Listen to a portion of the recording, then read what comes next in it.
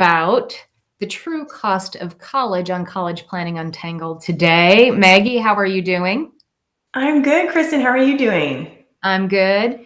Hey, I got to tell you, Maggie, so I've been talking about you on my Facebook page since we met because, as you know, we've talked about, I look at the cost of college and it's so expensive these days. And it's really interesting because when I'm talking to my client families, I talk about the cost of college all the time. And I find it really interesting that it almost feels like monopoly money, I think, to families because it's it's so much, right? And it kind of reminds me of when I first went to a financial planner and took all my 401ks and all my this, that, and the other thing and put them together, where I finally went, oh my gosh, that's like reality, right? And and I got this like clear vision of what my financial picture looked like. And I think it's hard for families just to really realize what college is truly going to cost until they start writing the big checks. And and I know I'm going to let you talk in a second, but I love what you provide because you have a tool that actually calculates, what families are going to pay not only for 1 year, but for 4 years. And it takes into account all kinds of stuff that I'll let you explain. But I got to tell you, it's one of those things that I wish I would have had this when we were deciding on colleges. And we did the math and we knew how to find the math, but you had to pull it all together and you still weren't really quite sure what college was going to cost. So I love this tool. So I'm going to let you talk, number one, about what you do for your work with families and tell us a little bit more about this report that you have. Yeah, no, thank you, Kristin. Thank you for having me. I know, like when you and I first started talking about this, and I was so excited because you were so excited about the tool that I use because it is so important to families because exactly what you were saying, they don't get the data. It is so hard to go and you have to go and find all the pieces and put it together. And one of the things I loved is that you had gone and done the college money report that I provide on my website. And you said, you put it on your Facebook page. I ran the numbers, I compared it. It was really close. Like I was really impressed. And that's really why it is so key because I think what happens with families, I mean, we're busy, right? We've got lives to live. We've got things to do. You've got the travel sports, you've got the marching band, you've got the dance class. And then there's this thing called college, in the background. And you're like, we're going to deal with that at some point. Don't know when, we're going to deal with that. And the problem is that when you actually start to think about it, and it might be junior year, senior year of college, it's like, whoa, back it up.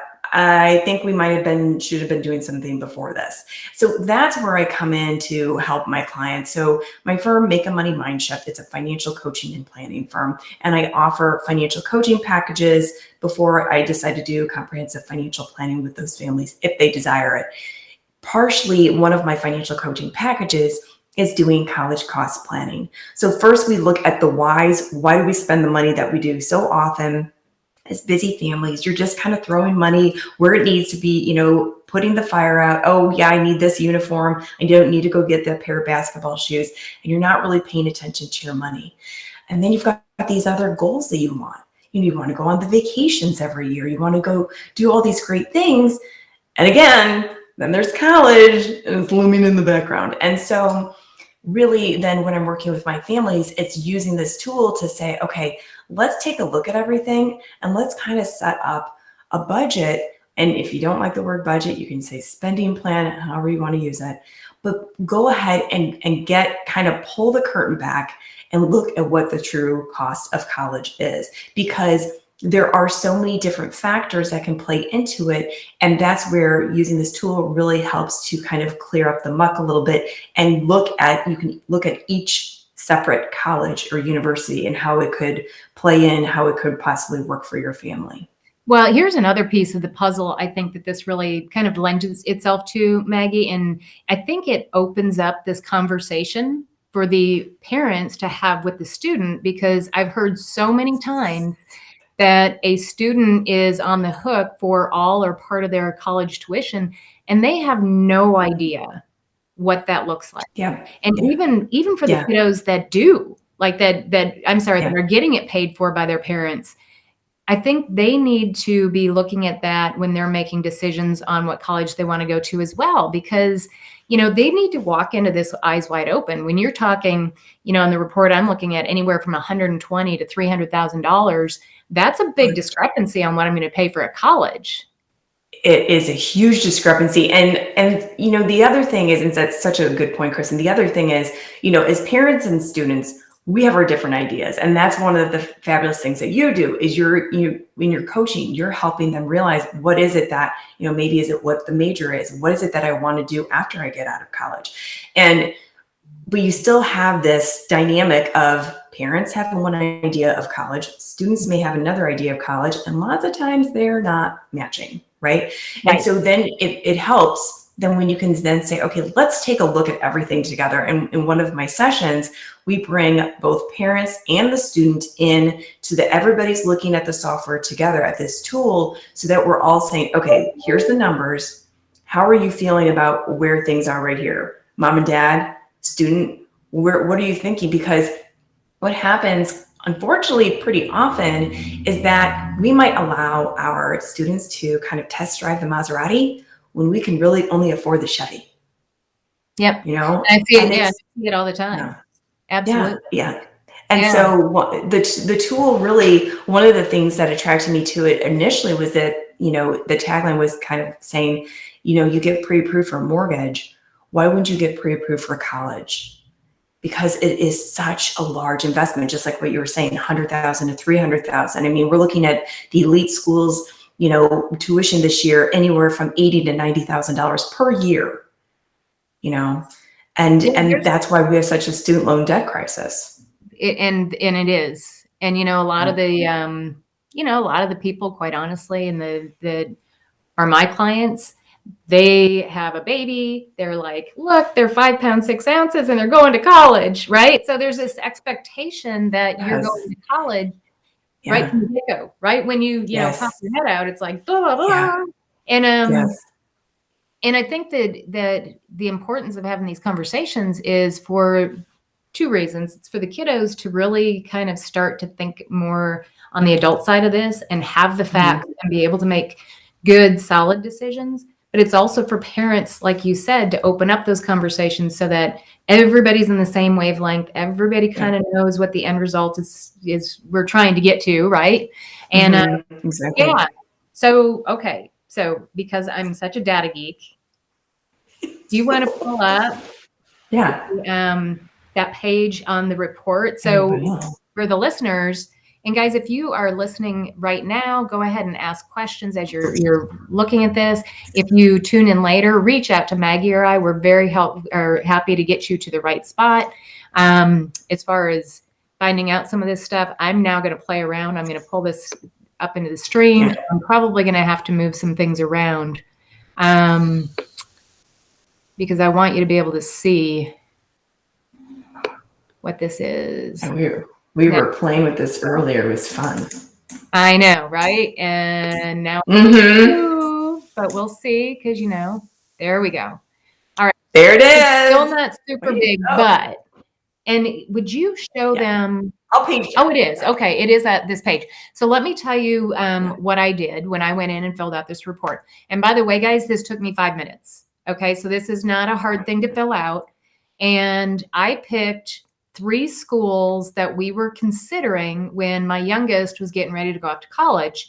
And we live in Texas, so Texas would be an in-state opportunity for us. So I picked Texas Tech. I picked Oklahoma State, which was my kiddo's favorite school. And I picked TCU, which is where my husband went to school, and my kids have been going to football games there their whole life. And that was really kind of a dream school for them. And we were like, we looked at the financial side of it and we're like, yeah, you can keep dreaming, go, you know, that's not going to happen on our dime. Yeah. Because that's a family decision we made. Right. Yeah. And everybody's different. We've got lots of wonderful friends that are going to TCU and enjoying it and doing well. We just chose as a family that was, twice what it was going to cost us to go to OSU.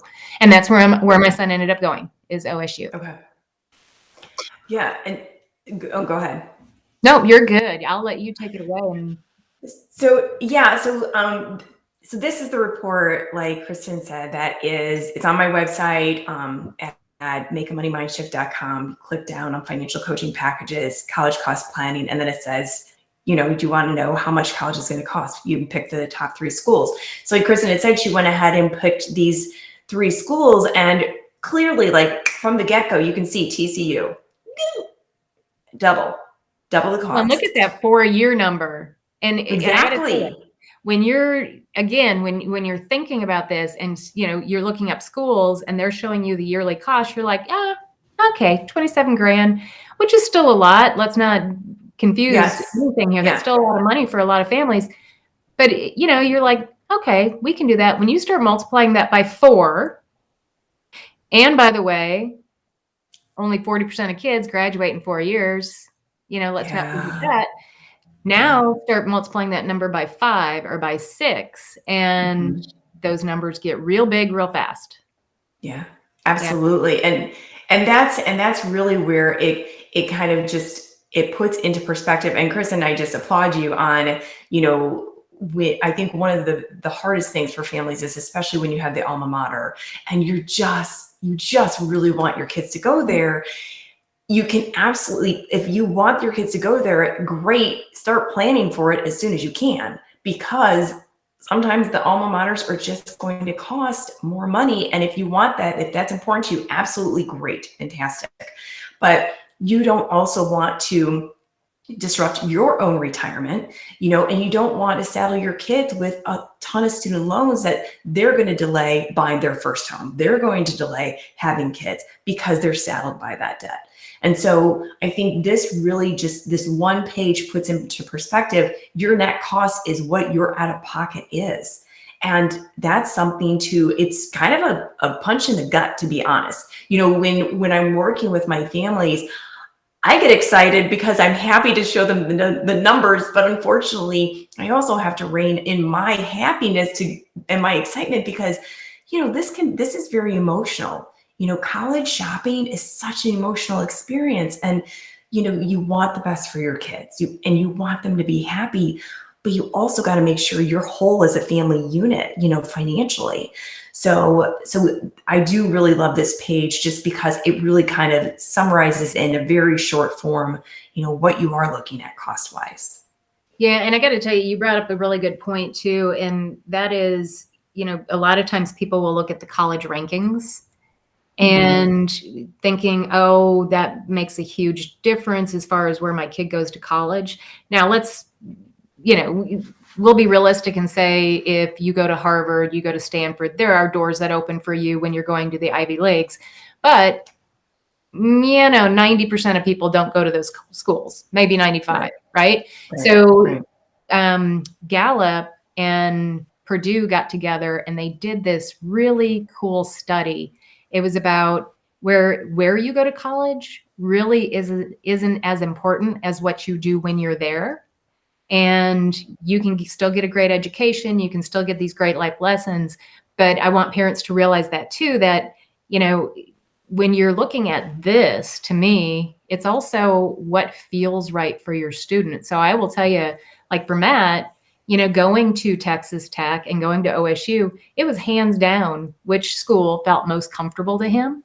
And it was OSU. Now it became we're looking at it's still a decent amount different, right? It's $24,000 different. But there was a reason for it. It was a perfect fit for him. And he felt it the minute he walked on campus, right? But see how now you're making data-driven decisions along with a little bit of heart. But, you're like, you know what? If this is the right place for you, we'll suck up the $24,000. We'll make that happen. Am I right on my number? It's 34. I'm not a math student. Okay. No, but that's so true because, like you said, and it comes back to you're educated. So often, parents will say, we'll figure it out. Just get in the school and we'll figure it out. And then you get the acceptance letter and then your jaw drops open because you're like, I didn't realize this was going to cost this much. Yep. And then you scramble because now your student is thrilled beyond belief because they got in and now you're on the hook, right? And so I think exactly what you said, Kristin, that when you come in, this is acting proactively, right? We're not being reactive. We are proactively helping our kids say, what is it, what's important to you? Where would you like to maybe go to school? Let's do some visits. Let's take stock of that. But like you said as well, that Gallup Purdue study, it was so interesting because it really is like, once you're in the place, what are you doing in the realm of college at that institution? It's not just the piece of paper, the degree that's going to hang up on your wall afterwards, and so I thought, it's just, I think when you're trying to always do the best for your kids, whether it's, again, doing all the dance class, the marching band, the travel sports while they're in grade school, while they're in high school, and then you want to put them in the best place for them college-wise. And Kristin, you said it best when, you said, look, we'll suck up that separate amount, the difference between OSU and Texas Tech, because we know OSU feels home for you. That's exactly how I felt when I went to Truman State University in Kirksville, Missouri. I ended up getting a full ride to University of Northern Iowa. It was also going to pay for a semester abroad. But I fell in love with Truman. It was Northeast Missouri State at the time, so I'm aging myself, but I fell in love with it. And my mom was actually the one who said, you negotiate with them, find out what can you do, tell them, look, I really would like to attend Truman. What can you give me? And I negotiated a full tuition scholarship. Oh, and see, so, and there's, too, I don't want to get past the point of you talking about that these numbers also took into account Matt's grades, his test scores, yes, what we could get as far as merit scholarships and all that good stuff, so that I know you want to flip to the OSU page just to pass that so that people can see this. And guys, I know it's super small, but just know we are going to, before we end, put the link into the chat so that you can go and do this for yourself. But yeah, it's super small. But one of the interesting things, and we talked to Matt about this, was we're like, you can't go out of state without getting your SAT, ACT scored up enough where we can get help with out of state, which we did.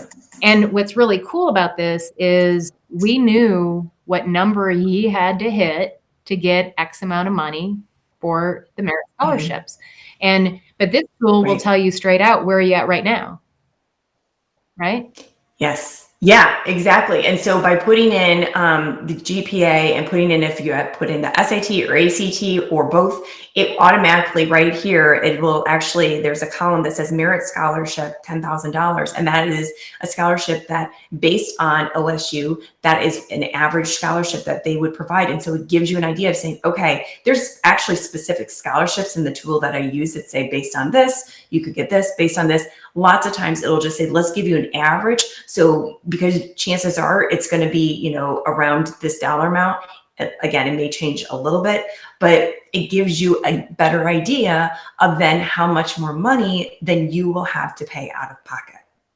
Right. And then you also spoke to the fact that the EFC, which you're going to have to tell us what that means, because I can never remember quite right. I know something family contribution. Expected family contribution. Thank you. For families that, it depends on what you make, right? On what they will give you as far as that. Unfortunately, we didn't qualify for any of that. And then, of course, we can talk about FAFSA on another show, because that's just a whole nother. That's a whole other kit and caboodle. Yeah. But the expected family contribution, is that part of the negotiation too, or is that just a flat number? That is a flat number. And so the expected family contribution, it's based on, the your adjusted gross income. It's based on the number of people in your family. It's based on the number of students you have in college right now. That's going to be changing here in the 2024-2025 year. But right now, when you have multiple kids in college, you essentially can split the expected family contribution. So say you had a $50,000 expected family contribution. That means typically that you've got one child who that the college is expecting you to pay $50,000 to them. If their total cost is say $80,000, then they may be able to, you might have some need-based aid. But if the school cost is $40,000, you are fully responsible for paying that. Now, if you have two kids in college at the same time, that $50,000 expected family contribution becomes $25,000 per child. Which is fantastic. It's meaningful money. And it is. Go ahead. I see that. Yeah, go ahead and read that. Carolyn had a question, and it's, if schools my daughter wants to go to show a particular merit scholarship for the GPA she has, will it help to get coaching and blow it out of the water on her ACT? Or is it enough that she is high enough to be accepted? I'm going to jump in and take this question because it's one of my favorites. So if you go to the college websites, and they basically have a grid, typically, that will tell you if you hit this GPA and this test score, here's how much money you're going to get off. Okay. I'll go back to my son, Matt. Going to OSU, we knew he hit the grade point average, but we knew he needed like an extra 200 points on his SAT to get X amount of dollars off his tuition. And we absolutely did. Well, he was able to do it on his own, okay, to go in, study the book to get that specific test score. So you absolutely, now you have facts in front of you to be able to say, okay, is it worth another $1,500 a year to get an extra point on my ACT or an extra 100 on my SAT? You now have control of that, right? So Carolyn, I would tell you if your kiddo has needs 2 points on the ACT to get another $3,000 a year, now you multiply that out times 4, you've got $12,000. Is it worth it to pay $1,500 for an SAT ACT coach? You now have the data, the facts that you can go, yeah, let's shoot for it, right? Yeah. So yeah. I would tell you that's the beauty of having all of this in front of you is you can make those educated decisions on, if you wanted to spend some extra money on a coach on the front end. Do you have anything else to add to that, Maggie? I do. And this is something that I, just in researching and just researching this, it was so interesting to me. I think one of the huge trends is private scholarships, right? You can get private scholarships, then you're going to be able to, decrease the amount that you have to pay, and it's going to help so much. And, I remember my parents be like, okay, scholarships, private scholarships. And then you're filling out all these applications, after application. Here's the thing. About 85% of the financial aid is coming from the college itself. Only 15% is really like private scholarships. And so my feeling on it is yes, pay for the coach because you're going to get more scholarship than from the college.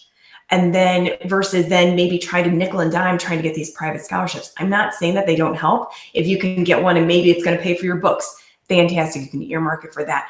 But the amount of time knowing that, Carolyn, if your child has already gone ahead and hit this 1 point and maybe could hit another point and get just like Kristin said, say another $3,000 per year, that's a lot of money that could help, that you don't have to pay. So I'm a full advocate for coaching. Yeah, so it's the scholarships, yes, from the school, and they do list that on the website. So I'll give you, and typically most schools have them. And Carolyn, I will send you, I sent out an email recently that has a bunch of links to schools, to the pages, because sometimes you do have to dig a little bit for the scholarship info. But most of them pretty much spell it out on what you get. And what I truly love about this too is when you go to a school and it says, okay, you need this GPA, and this score on your SAT to get in, guess what? If you get those, you're pretty much a shoo-in, right? They're already saying we're going to give you money. So when it comes around to trying to get your acceptance letters, at that point, you're like, yay, I kind of know I'm going, right? Or I can get in. So that's really important too. Yeah, no, I totally agree. And yeah, and Carolyn, thanks for those questions, because I think it's, when we're trying to then think of, okay, the big picture, what money are you going to be out of pocket? Every bit helps, whether you're saving ahead of time, whether it's in a 529 account or another account, or whether it's that you're paying out of your current cash flow. That's a major way of doing it. Lots of times, you might be thinking, we don't have the cash flow right now. Well, you might if you've got your kid in all the extracurriculars. They're not going to have those extracurriculars. You're not going to be paying for those once they're in college. So you can start thinking maybe that $300 a month that we're paying for the hockey club, now we're going to be able to go ahead and put that, and just paying that on tuition every month as, juniors in college. So there's just different ways you can think about how you're going to be paying for college, but obviously having those numbers ahead of you and taking a look at everything is so important.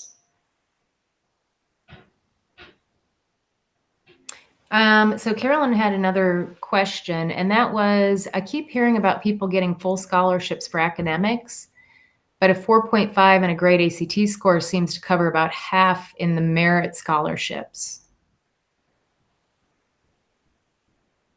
I'm not quite sure if I'm understanding that, because let me give you an example of my oldest son.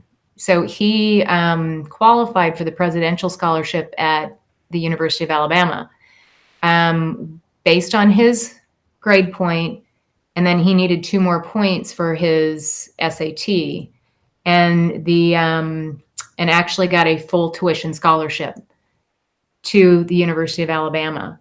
So I'm wanting to make sure that full scholarship versus merit scholarships, that we are using the same terminology on that.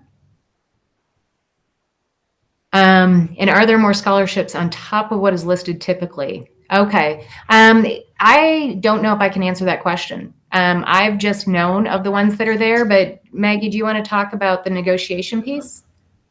Yeah, so here's the thing. When you go and say you fill out the FAFSA, which is the free application for student federal aid, say you go ahead and fill it out, and you list your colleges, and they go ahead and say, okay, now you're going to fill out the college applications.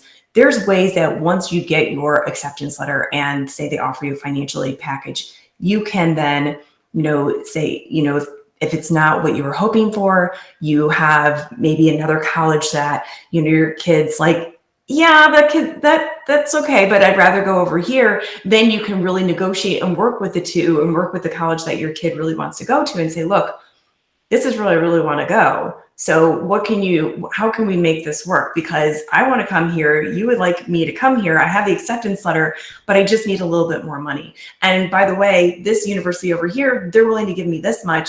So, what can you do? It's kind of like a job offer, right? You can go ahead and kind of play them against each other.